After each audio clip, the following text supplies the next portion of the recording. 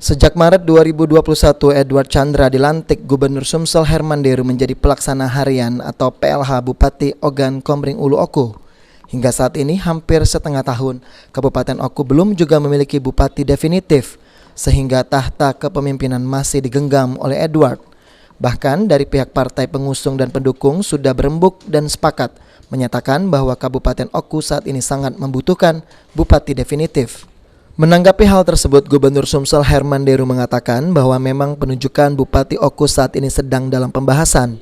Deru beralasan hal ini terus tertunda dikarenakan beberapa waktu belakangan ini dirinya sedang banyak pekerjaan.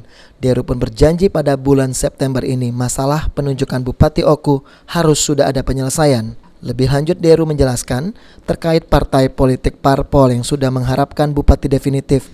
Dirinya meminta agar untuk PLH, PLT, ataupun PJ Bupati Oku bukan merupakan dari pejabat politik.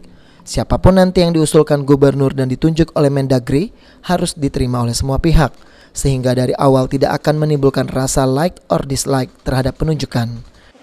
Oku, ini memang pernah bicarakan beberapa waktu ini tertentu harus clear di September ini. Parpol yang ini mau ini Pak tanggapannya? Siapa? 11 parpol sudah ini mau definitif itu tanggapannya? Iya, tapi aku minta bahwa PLH, PLT, PJ itu bukan pejabat politik ya. Jadi tolong siapapun nanti yang diusulkan gubernur dan ditunjuk oleh Mendagri, ya diterima dulu. Kalau dia pegawai tidak bagus baru dikoreksi. Jangan misalnya dari awal sudah ada like or dislike. Okta Alfarizi, PAL TV.